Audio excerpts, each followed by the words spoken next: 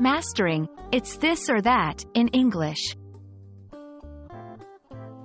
Hello, everyone. Welcome back to our English language learning series. Today, we're going to explore a very common and useful phrase in English, it's this or that. This phrase can be a bit tricky for non-native speakers, so we're going to break it down, give examples, and help you understand how to use it confidently in your conversations.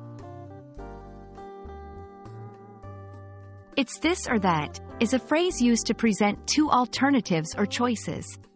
It's often used when someone needs to make a decision between two options, and both are presented as the only possibilities. This phrase implies that there are no other options available or considered. For example, imagine you're at a restaurant, and the waiter says, "It's soup or salad with the meal." This means you have to choose between having soup or salad because those are the only two options available. 1. Making decisions. When you're deciding between two things. For instance, should I go by bus or train? Well, it's this or that. 2. Expressing limitations. To show that options are limited. Example, we can either watch a movie or read a book tonight. It's this or that. 3. Highlighting differences. To emphasize the distinction between two choices. Like, do you prefer tea or coffee in the mornings? It's this or that for most people. 1. Overuse.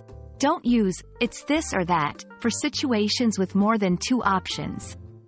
2. Misinterpreting the context.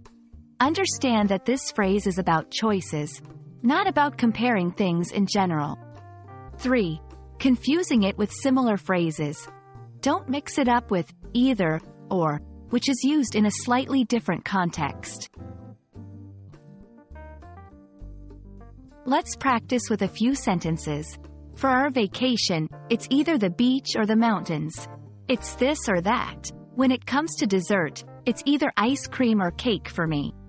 It's this or that. In terms of transportation, it's either driving or walking in this small town. It's this or that. I hope this video helps clarify how and when to use "it's this or that."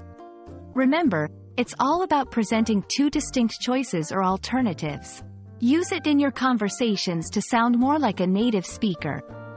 Thanks for watching, and see you in our next lesson.